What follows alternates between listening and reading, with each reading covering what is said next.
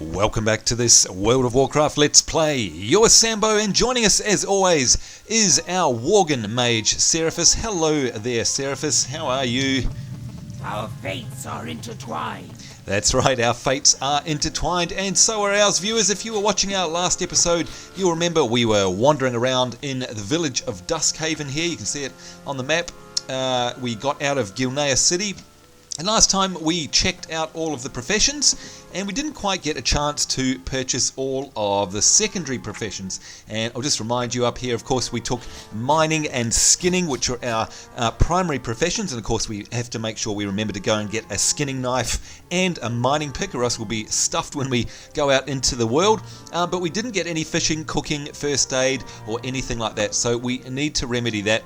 And right over here, we have the cooking trainer. So let's have a chat with him and quickly see what he's got to offer us so he can sell us the Apprentice cook skill. There we go. Cooking allows a cook to make basic recipes up to a maximum potential of skill number 75 or skill level 75. Requires meat from beasts and fire to make food. Now, I'm sure you'll remember from the last episode I mentioned that at the later levels in the game, cooking becomes a fantastic skill to have because it basically allows you to cook food that gives you buffs and gives your party members buffs. Plus there's some food that gives you abilities that can help things like fishing and other skills. So we definitely want to take cooking because basically as you're going around the world, you're going to get items that you can cook and turn into food that you can use, and you can fish up fish and cook them, a whole bunch of stuff. So let's just train this. And there we go. You can see now down in the chat bar I've learnt a new ability, cooking. I've learnt how to create a new item, charred wolf meat, roasted boar meat, herb baked egg, and basic campfire. So let's have a look at a couple of these things before we go any further. Go into the professions here and you'll see that I've got these two skills now. Now let's pop our skills, by the way, over here, just so they're out of the way a little bit. Okay, so we're going to drag the cooking skill down to the skill bar and also the basic campfire. And we're just going to have a quick look at those. And you can see here now that cooking shows up in the actual profession spellbook. And you can see our little level bar there, which says 1 of 75. So that will go up, obviously, as we cook things. Now, for a start, if we click the cooking window, you can see that the cooking skill comes with 3 recipes already built in. We've got a herb-baked egg there, and when you hover over the outcome, you can see what it actually does. It restores 51 health over 18 seconds, but there's a cool buff, and this is something that you get from using manufactured or crafted food. If you eat it for at least 10 seconds, so spend at least 10 seconds eating this, you will become well-fed, so you get a well-fed buff and gain 2 stamina and 2 spirit for 15 minutes. So that's a really, really handy thing to do. And once again, you only get that from cooked food, so it's very cool. Roasted boar meat, that just restores health, and charred wolf meat also just restores health. But it also means that we get to use, for example, the regent, if you like, or for the recipe is a chunk of boar meat here, or stringy wolf meat. It means we get to use the items that are dropped off the mobs out in the world. So it puts them to good use and levels up our cooking. So that's how it works. Now you can also train some other recipes here if you're high enough in level. You can see we've got a Kaldori spider kebab there, spiced wolf meat, etc., all the way up. There's heaps and heaps of recipes available there. But a lot of them are level 10 cooking, which we don't have. We can get one more spice bread. We can train that one. There we go. We now learned spiced bread, and we can have a look in our cooking window there. And you can see that this one is an interesting one. A lot of people use this to level up their cooking early because it doesn't require anything dropped from mobs. You can actually buy these regents or ingredients from a general goods vendor because it's just mild spices and simple flour. And it makes some spiced bread. Once again, it just restores your health. Doesn't do much, but it actually levels up your cooking basically very cheaply. So I don't think this guy sells any of the regents we need. No, so we'll head to the general vendor shortly when we go for our mining pick. And our skinning knife. Now there's another important trainer up here if you're leveling through Duskhaven like we are in this Let's Play series, and that is the first aid trainer. You definitely want to learn first aid because not only can it be a lifesaver later, you make bandages that heal you, and they actually work a lot faster than the food does. But later on, to you you. get a lot of cool items when you actually level your first aid up really high. In fact, we can see some of them here. Field bandages, for example, heals 35,000 damage over 8 seconds. So very, very, very fast. What else have we got up here? Illustrious Grandmaster First Aid. Yeah, so basically they're a lot faster, and it uses up the cloth that you collect as well if you're not a tailor. So we're going to take this Apprentice First Aid here. We're going to train that. There we go. And if we look in our professions window again, you can now see we've got First Aid. We'll drag that off to our hotbar as well. And if I click on it, you can see we can already make a linen bandage. Now, just as an example, let's open the cooking window here. We can see that this herbed bake egg, if we make it, restores 51 health over 18 seconds, and you have to be seated. So it's something that you use when you're out of combat and when you've finished combat and you've got time and you're not in danger, and you can just relax and eat that and get healed up. But it does take 18 seconds. Now, if we have a look at the First Aid, you'll see that this is the big difference. This heals 66 damage over 6 seconds. So it's a lot faster, and you also don't have to be sitting down. You can't move, must say that, but you don't have to be sitting down. So if you're in a pinch and you're in between fights, you can just quickly use these bandages. Plus, of course, you can trade these bandages. In fact, you can trade and sell anything that you make, like the recipes here, the herb baked egg, etc. You can actually sell them on the auction house for people who haven't taken up cooking. There's also a campfire button down here. Now, this has changed a lot over the years. You used to have to carry around tinder and wood and all sorts of stuff, lots and lots of materials to make an open fire. Nowadays, you don't need any of that. You just click this button and it builds a campfire, and you actually see it appear on the ground. We'll make one before we do any cooking later. And there's a nice little buff that comes off the fire. It increases the spirits of those who are nearby, and it increases it by 4 and allows you to cook. So basically, it's like setting up a campfire in the middle of the wilderness, and you all sit around and have a bit of a chat, and it actually increases the spirit by 4 of anyone that's sitting around it. So it's quite cool. And of course, it also acts as an oven. Now, let's see if she's got any other bandages that she can train us. I don't think so, because the next one, what does it? Requires linen cloth, a heavy linen bandage. So let's open the crafting window here for First Aid. You can see that our normal linen bandage heals 66 damage over 6 seconds, whereas that heavy linen bandage, gosh, that's hard to say, actually is about double that. It heals 114 damage over 6 seconds, but it does require, you can see there, Regent's linen cloth times 2, whereas this one, you can see 0 of 1, this only requires 1 cloth. So it requires double the amount of Regents, but it doubles the heals over the same amount of time. We will be able to use that, or rather make those, when we're level 40 in crafting in First Aid. Not level 40 as a character, but level 40 in First Aid. See you later. So that's something to look forward to. So now we've got ourselves, if we have a look in our P window, go to Professions, you can see we've got Cooking and First Aid. There's only Fishing and Archaeology to get outside of our 2 primary skills. Now, once again, I'm pretty sure Archaeology is not available until much later in the game. I think it's around level 20, unless that's changed since the last time I played. Who knows? Now, let's see, is there, what are we going to find? There may be a fishing trainer around here. Now, this is the beauty of the minimap, by the way. When you turn on all these filters, you can actually hover over the icons and it tells you what they are. So there you go, you can see Mage Trainer, Cooking Trainer, First Aid, Cooking. Doesn't look like there's any fishing trainers showing up. Mind you, having said that, if you have a look on the map, we are near a coast, so it's probable, and you come across these out in the wild, that there's a fishing trainer somewhere along the coast. He's probably standing on a jetty or a wharf or something like that, and once we get down there, we'll probably find one. Now, I'm not making any promises. I honestly can't remember, but it's likely, because it does happen all over the place. Oh, and look at that view in the background, the big manor there. Oh, can't wait to get out questing.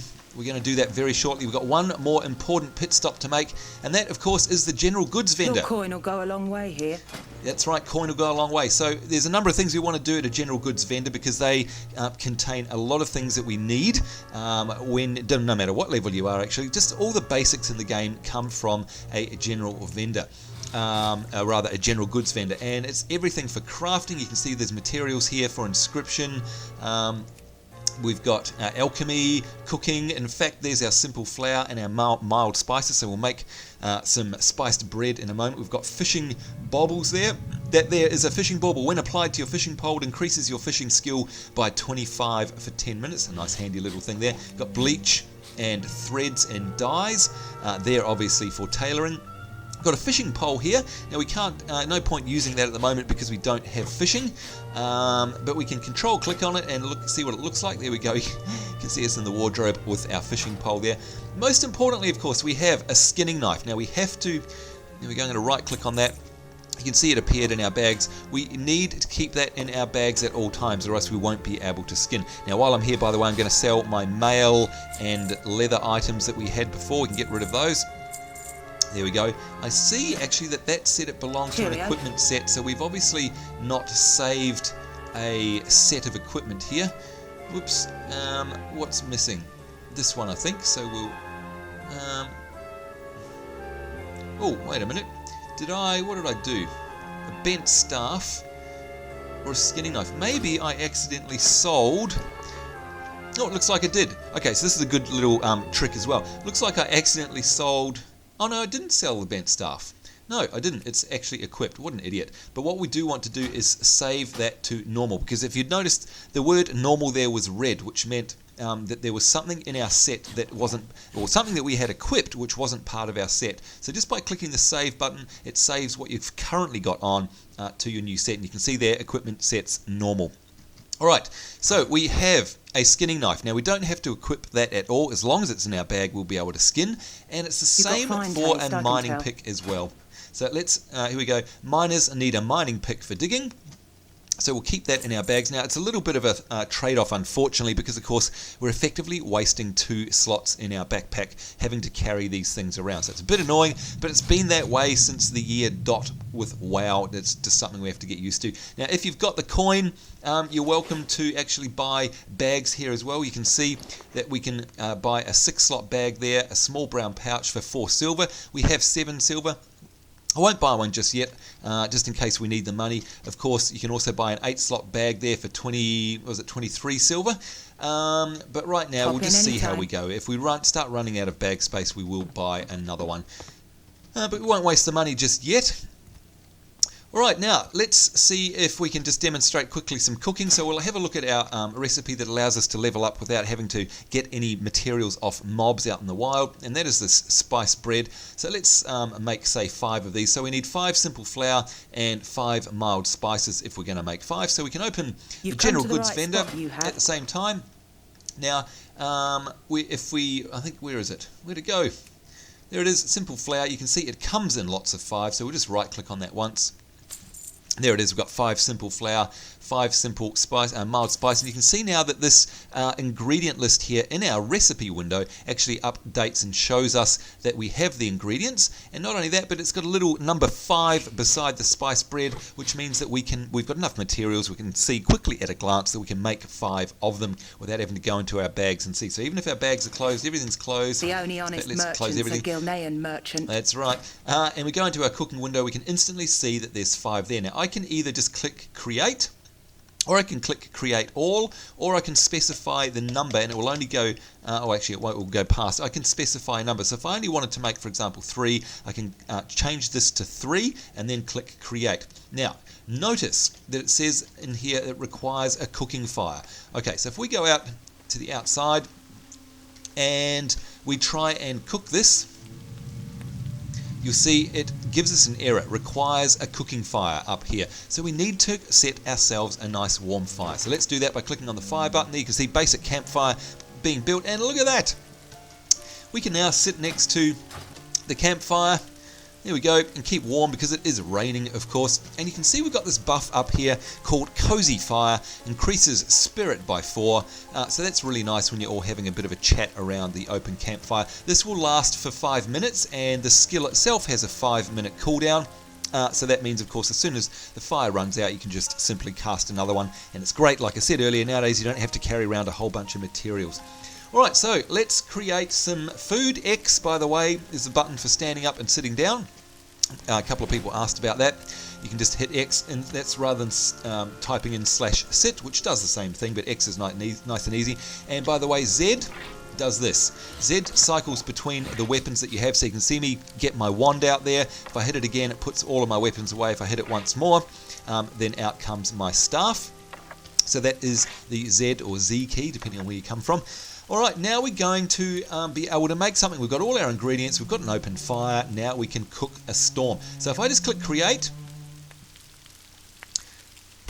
there we go, I made 1 spice bread, and you can see it here. There it is. Spice bread restores 51 health over 18 seconds. Now, you may also notice that in my backpack I've got a refreshing spring water. That actually restores my mana, 151 mana over 18 seconds. That means if I'm casting lots out, or I've got a big, long, lengthy fight and I run out of mana, I can drink this water. I'll sit down and I'll very quickly replenish my mana rather than waiting for it to regen. So I've got that on my hotbar there. I've also going to drag my spice bread there, so that I can eat that straight away, and I'll show you what happens. Basically, if you need bread, and again this is to restore health if we get low on health and we quickly want to restore it, you just simply click on it and you'll automatically sit down. You can see I'm holding the bread there, and you'll see this effect come off me, and you can hear me eating the bread.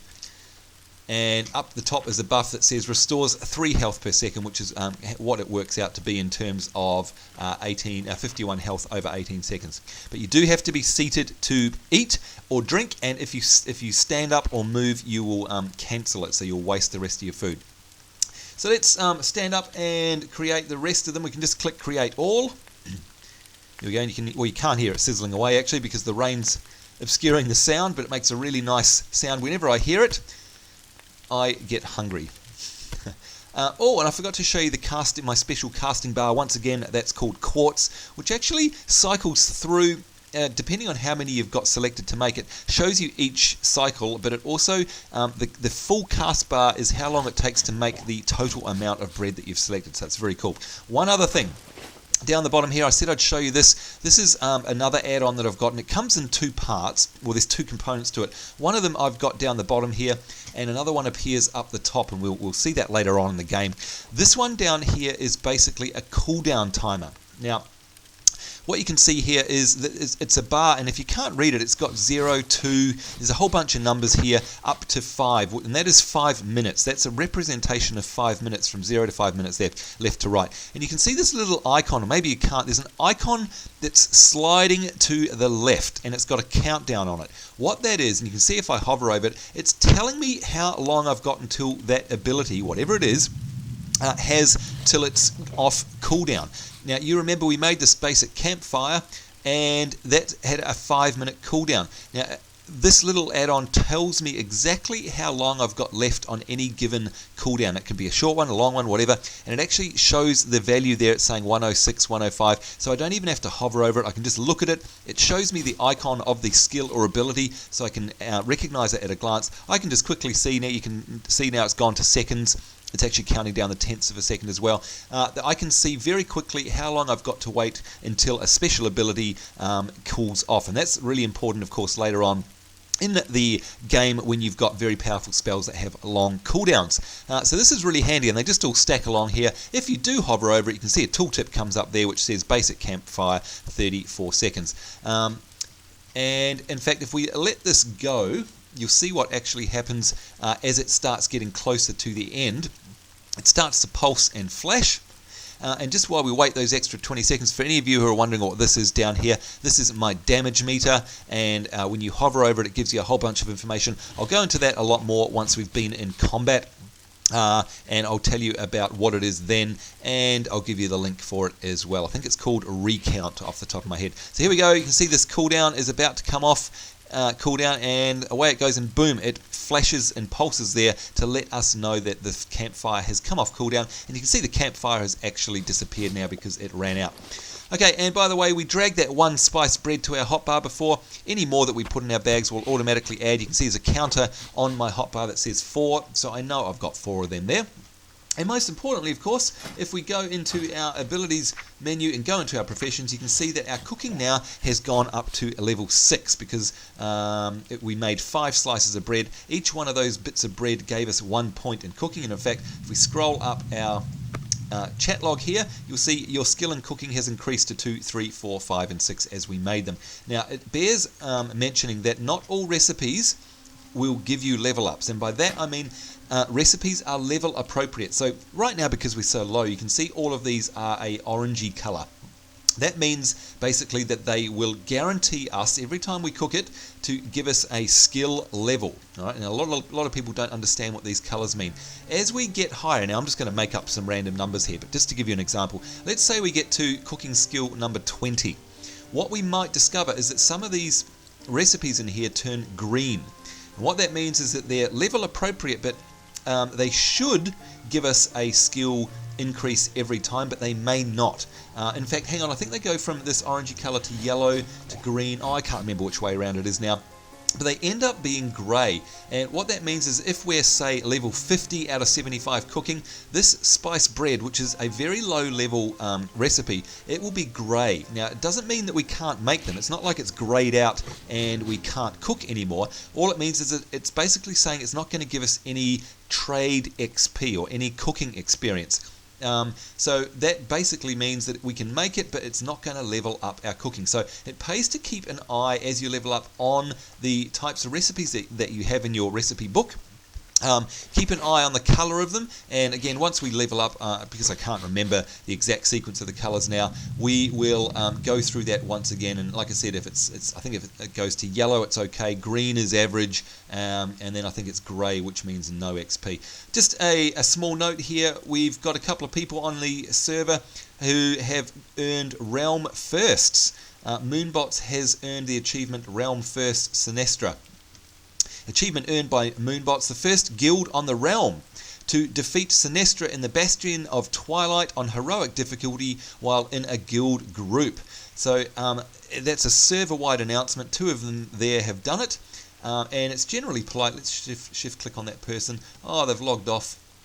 Looks like they've both logged off. By the way, if you want to find out about someone, you shift click on them, and it will actually do like a who is and show you where they are and what guild they're in and stuff like that. But it's saying 0 players total, so they're probably logged off as soon as they got that achievement, because they knew they were going to get spammed by players realm-wide sending them a PM saying congratulations. So there you go, congratulations to Moonbots and Astoreth for getting the first Bastion of Twilight, which is a very high-end dungeon. And they've done it on heroic difficulty while in their guild group. Very cool. All right, let's. Unfortunately, we're down to 7 minutes left in the episode, and I am sorry that we're going through all of these sort of talky situations, but I think it's important to get these out of the way, especially for people who've never played WoW before. And of course, you don't see any other Let's Plays generally take the time to go through all these things. A lot of people are left in the dark. So let's just quickly make another couple of recipes. Spread the good word, eh? Or rather, another couple of pieces of food. We'll make ourselves a fire. Here we go. We'll bring up the cooking window and we'll make some more spiced bread. And we'll see if we can get something to level up a bit more. So there we go. You can see our level increasing up the top here. 9, and now it's 10 of 75. And 11, there we go. So these are still all good to go. All of these recipes, because there's still that browny orange colour, it means I'm going to get a skill point every time. So just remember, keep an eye on it. Now, by the way, you've also got a filter off the side here. Not a lot of people use this. You can filter your recipes by only ones that will give you a skill up, only ones you have materials for, or for ones that are food and drink, or for created items. It's a very good filter. Plus here up the top, if you ever want to link your professions into chat, you can do so by clicking this button. And basically you can either post it in chat, into general, guild, party, whatever channel you want. And that will give somebody a link, much like this. And when they click on it, your spell book will actually come up. So let's say somebody's asking you, hey, Seraphis, what recipes can you cook, please? I want to know if there's any there that I want. And of course, this is player-to-player trading and the whole basis of the economy in WoW.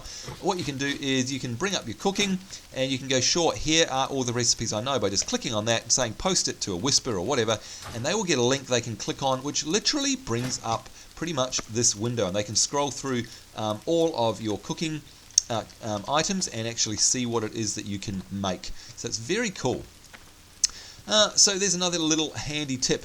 Alright, what is our quest? We should do at least one quest before we log out for this episode. So we'll hit L. Here we go. In need of ingredients, find the crate of mandrake essence. And just to recap, we're trying to, I think, work on a cure. We'll need to continue your medication if we're to have you reverse the curse. So we need some mandrake essence to brew another batch of the serum. And once again, you can click on the map, see whereabouts it is. So we've got to head off in that general direction. So it looks like it's going to take us outside the safety of the town.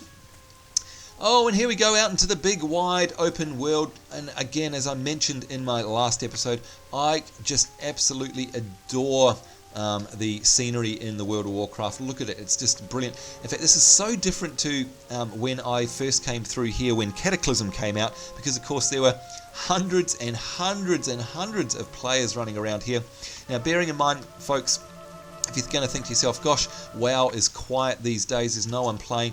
No, that is so not true. Obviously, there's 12 million active subscribers at the moment. There's certainly enough players. But bear in mind that I'm a couple of things. One, I'm playing on an oceanic server at the moment, because I thought I'd just roll on this tune because I'll get less lag a little bit, believe it or not. Even though the servers are still hosted in the US, they are less laggy than playing on a US server. Secondly, I'm playing relatively late at night, so being in Australia, there's not going to be that many people around. Earlier in the evening, there would have been a lot running around. But of course, also, it's a starting zone that's been well played out. Most players now will be in the high level zones, so we're not going to see a whole bunch of people in these starting zones. Not that it matters, not that we need lots of people. We don't really need to rely on anyone at this point, because the game is so easily soloable throughout these beginning zones. And by the way, if you can see out there into the distance, it's worth remembering that view, because like I said before, I'm kind of giving the game away, but with the phasing technology, looking out on the coast there, take a mental screenshot of that, because it does change. It's absolutely incredible. And not only does phasing now shift in and out NPCs, but actually they have the power to change the landscape. It's very cool. But like I said, I love the look and feel of this zone. I love the texture work. It's absolutely fantastic. Let's pick up our quest objective here, which is a crate of mandrake essence. Here we go. Oh, the vials inside appear to be broken.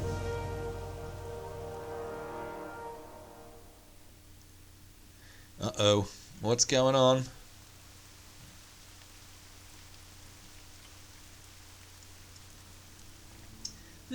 I'd say that was a bit of a clue, don't you? Yeah.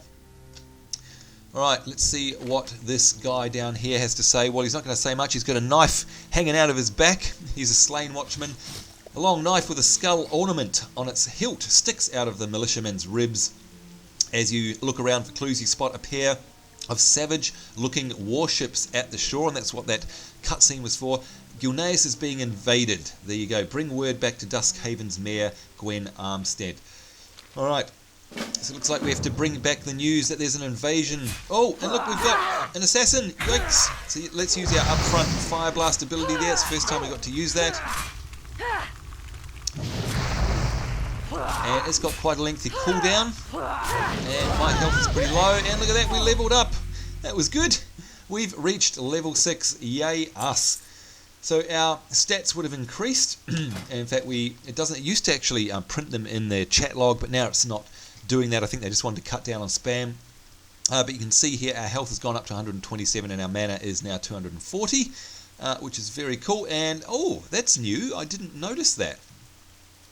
Very interesting. They've got a couple of new stats under the general tab here. One called item level, which is the average item level of your best equipment, and increasing this will allow you to enter more difficult dungeons using the dungeon finder, and obviously we'll get into that around level 14, 15. But it is a good point. You can see here on my staff, I don't know if you can read the text there, but right under its durability, which is 20 out of 20, and that's something else that we'll get into later about repairs and how that works. But it says item level 1. Every piece of gear that we have is classified by an item level. And effectively, the higher the level, the more powerful it is. And by wearing these, in fact, you can see there that item is level number 4. Darius's sash, the cloak is 1, and our apprentice robe is 1 as well.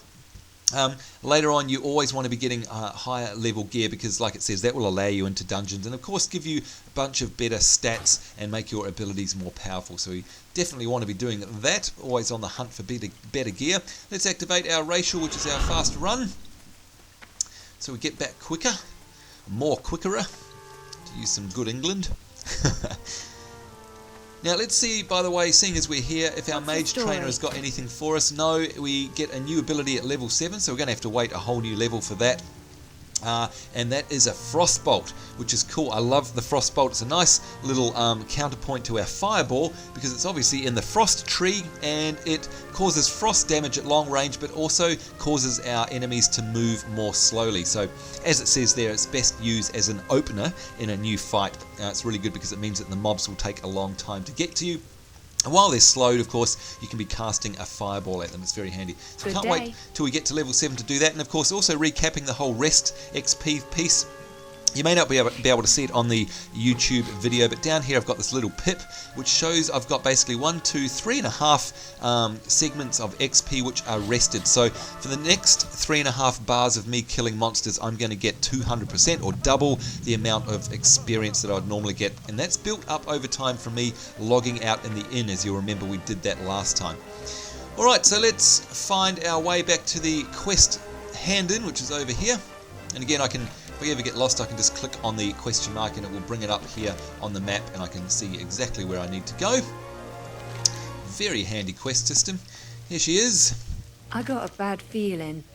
Alright, invasion. And she's saying, the Forsaken. Quick, Seraphis, we must mount a defense. Now, any of you who have been playing WoW for a while will know who the Forsaken are. Those of you who are new players, well, you get to see that very shortly, I'm sure. Basically, it's a faction. It's one of the enemy factions. Got a new quest here. Seraphis, slow down the attackers while I get the rest of the militia ready. I think I can hear the prince and some of our men engaging the Forsaken even as we speak. Speak to Liam and see how you can be of use. Oh, and make sure he doesn't get himself killed. Speak to Prince Liam Greymane outside of Duskhaven. Watch your back. Now, I'm going to imagine, I can't remember, but if we look at the map here, it's going to take us back out the front. I'd imagine that we've had probably some phasing happen. And once we go out the front of that village again, we'll probably see that we've been invaded by the Forsaken faction. Who are the Forsaken? Well, you get to see them very soon. Let's see if there's anything we can put in our bank. No. What I do want to do, though, is go back to the cooking trainer, I think. Where are we? What did I want to do? There was something I did want to do before we logged off. Was it the cooking trainer? Good day to you. Yes, here we go. So now that we're level 10, we can actually learn 2 new recipes. Kaldori Spider Kebab, and this one you can see restores 51 health, but if you eat it for more than 10 seconds, you get 2 stamina and spirit for 15 minutes. That's a great buff, and because we're a caster, we want those. So we're going to train that particular piece of food, and spiced wolf meat, which gives also 2 stamina and spirit.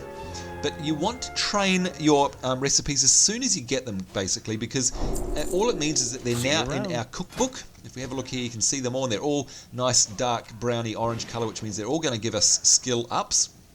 But the reason you want to get them is because, you know, we may end up fighting spiders out the front there, and, you know, they're probably going to every now and then drop a small spider leg. We might as well make use of them rather than selling them to the vendor for trash. Same with the spiced wolf meat. I dare say there's wolves out in them there hills. We'll be able to use that to make these pieces of food which give us buffs.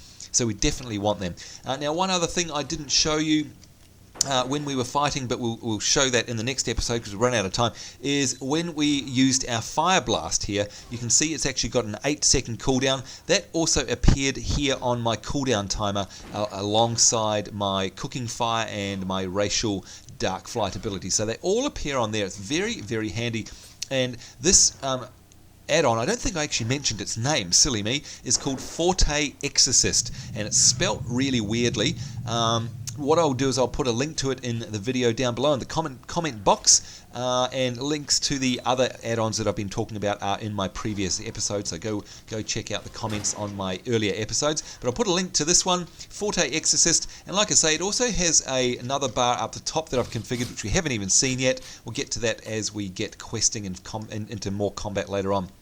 But for now, we've run out of time, so once again, a bit of a talky episode, going through a lot of the systems, went through some more profession stuff there. I don't think we've got any, no, we haven't picked up any cloth yet. By the way, cloth generally drops off humans, so any mob that's out in the world, once you hover over it, it will actually tell you what type of mob it is, whether it's a beast or a critter, or whether it's human-based, or a humanoid is what it's called in this game.